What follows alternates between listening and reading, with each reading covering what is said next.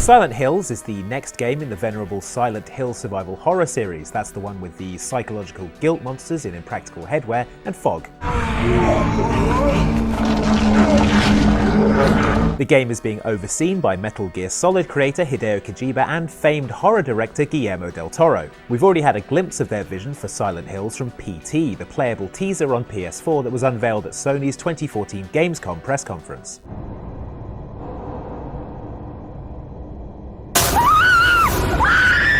But what exactly is Silent Hills? What will it be about? Who will you play as? What consoles will you play it on? We just don't know yet, although chances are it will be a multi-platform game due to lack of official word to the contrary. The mystery around this game is thicker than the spooky fog around the old Hell town itself, but that hasn't stopped internet sleuths from deducing their own intriguing theories. Hot off the internet, here are 5 of our favourite fan theories so creepy they might just be true. Watch out for spoilers for old Silent Hill games and for PT.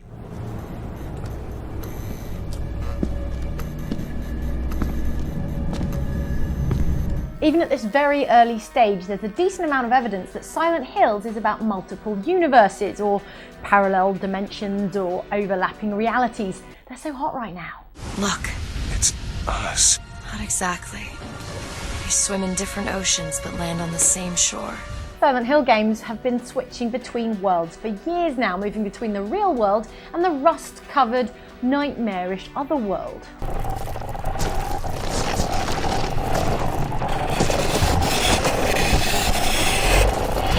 Damn, Otherworld, you creepy. The prevailing theory for the Silent Hill series as a whole is that there's more than one Silent Hill. The idea is everyone creates their own Silent Hill and it serves as a kind of self-made purgatory, such as with James Sunderland's guilt over his wife's death. James, do you really think I could ever forgive you for what you did?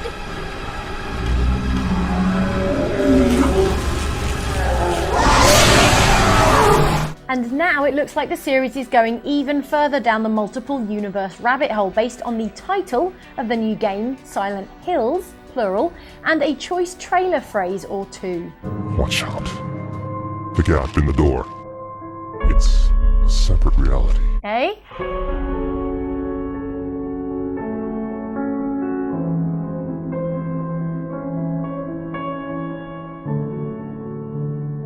Eh?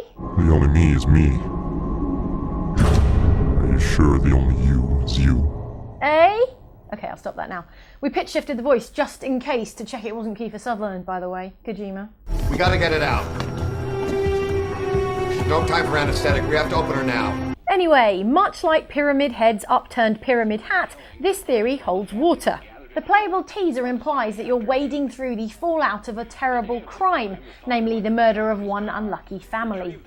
That's the kind of thing for which someone might expect to be banished to their Silent Hill guilt dimension. The endless looping of the hallway suggests a kind of inescapable purgatory, while the multiple slightly different variations on the same hallway suggests parallel, similar universes. At this point, it's reasonable to assume Silent Hills is going to be dealing with more of the metaphysical multiple universe themes the series has previously hinted at. Advanced versions of this theory include time travel for additional headaches. That's so hot right now. Booker, good reading. Oh. I remember. Some clever fans contend that the events of PT imply that time travel is in play. Are you stuck in a time loop? Residual haunting is what ghost hunting experts call the spooky playback of past events, like a supernatural echo through time. Does that relate to what's going on here? And are these ghost hunting experts hiring? Call me. Is the Silent Hill purgatory for the new game's protagonist going to force them to relive the same period of time over and over? It's a creepy and compelling theory. If this kind of thing is exactly your horror bag, by the way, seek out recent Venezuelan horror film, The House at the End of Time, which is also obsessed with ghosts, doors, and hallways. We're very curious to know if Guillermo del Toro, the leading light of South American horror cinema, was making a nod to this when he pitched in on PT.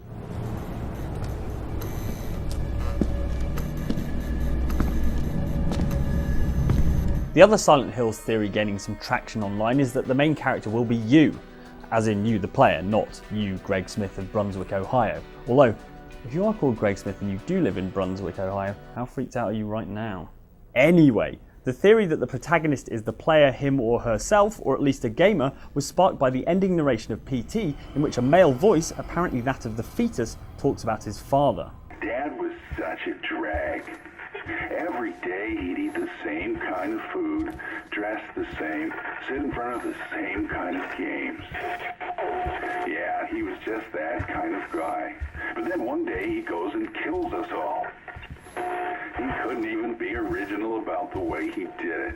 In this theory, the protagonist of Silent Hills will be someone who is defined by the fact that they play games. And so the form that their Silent Hill takes is a meta-commentary on the video game trope of repeating loops of gameplay in which you die and restart, solving puzzles that are predictable and have definite repeatable solutions, as we saw in PT.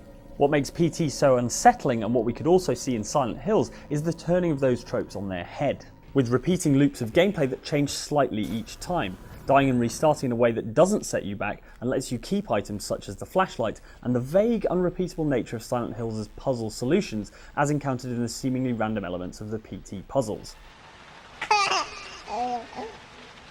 Gamers are conditioned to expect a certain set of behaviours from their games, and when those games react differently from how it was expected, it can be unsettling and tense. It also opens up Silent Hills to the possibility of meta scares that are laser targeted to its gaming audience. Some of the most effective psychological horror in games comes from this understanding of games as a medium, from Eternal Darkness Sanity's Requiem breaking the fourth wall to make it look as though the game was erasing your memory card, to Batman Arkham Asylum's fake game crash as a result of Scarecrow's fear toxin.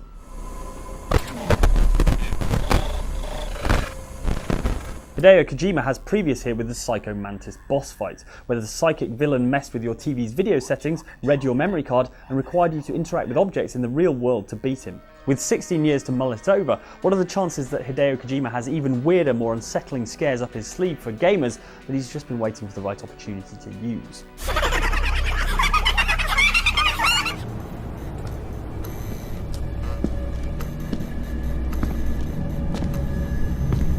Less encouraging for Xbox fans this, but one curious theory doing the rounds is that Silent Hills is being developed for VR headsets such as the Oculus Rift, or even that it's being developed as a launch title for Sony's Project Morpheus.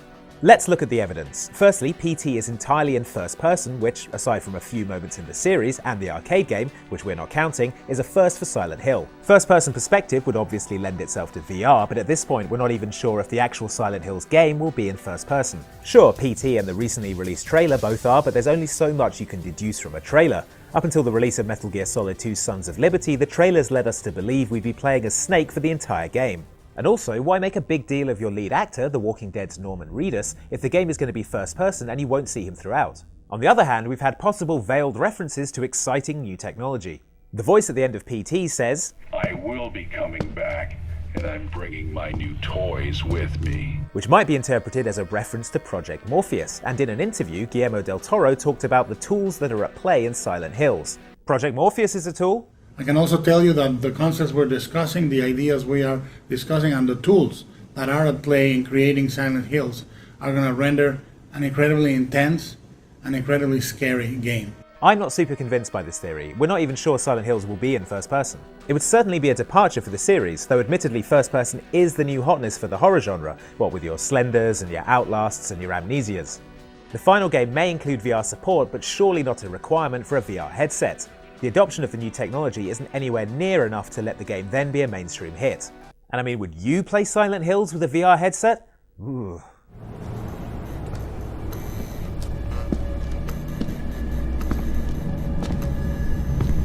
Alright, bear with us on this one, but one of the theories about Silent Hills is that it's about aliens? The evidence for this is a Swedish radio transmission you can listen to in PT, which says, yes, the radio drama from 75 years ago was true. Kan du höra din egen själs skrik? Låt oss välja. Min röst som förtäljer framtiden eller dina plågade öron. This is a reference to Orson Welles' War of the Worlds radio drama about an alien invasion that was broadcast in 1938. The radio goes on to say that they are here on our Earth, they monitor and see us all, and that very soon the gates to a new dimension will open. So maybe the separate reality mentioned by the trailer could be a reference to extraterrestrials. It wouldn't be the first cameo for aliens in a Silent Hill game. Almost all the Silent Hill games include a UFO ending, although these were usually played for comic effect. So it would be odd for the series to shift focus onto UFOs at this point.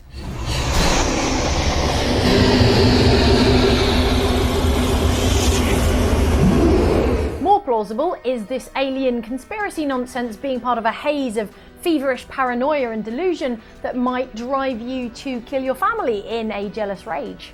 The voice on the radio then goes on to repeat the numbers 204863, a sequence of numbers that has attracted a whole host of speculation from fans. 204863. This speculation ranges from the plausible that the numbers refer to Hideo Kojima's date of birth, to the tenuous that the numbers form a Japanese anagram that urges you to look at the bathtub, to the weird that it refers to the genome model number for Populus trichocarpa, or black cottonwood, which is a tree found in the northwestern United States. Speaking of which,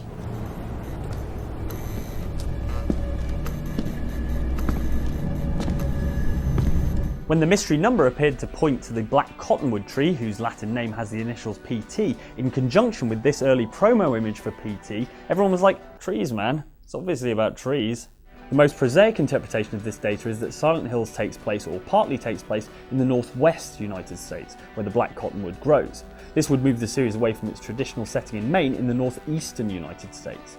It raises the question of how Silent Hills connects to Silent Hill lore if it does occur in a different location. For example, is Lisa poor old Lisa Garland from the very first game? We just don't know. A loopier interpretation of the tree stuff has something to do with the special genetic qualities of the black cottonwood. Of course, Hideo Kojima is fond of DNA-related plot points. I got all the recessive genes! And you could theorise that the unique way black cottonwood tree cells can diversify or mutate, such that a single tree has populations of cells with different genotypes, points to branching. Get it? Multiple universes. But that would be reaching. Anyway, that's as far as we go without a PhD in tree biology. Several days before the murders, neighbors say they heard the father repeating a sequence of numbers in a loud voice. They said it was like he was chanting some strange spell. So those were 5 Silent Hills theories that could be true or could be insane, far-fetched delusion. But then isn't that what Silent Hill is all about, Hideo Kojima? Originally we were thinking of making a game that would make you pee your pants, but at this point we've changed our minds and we are aiming for a game that will make you shit your pants. Right. That as well. Thanks for watching, like and subscribe if you enjoyed this video, and we'll see you next time on Outside Xbox. Why is there all this smoke here? Sorry, my toast is burning. Oh, now the alarm's going off.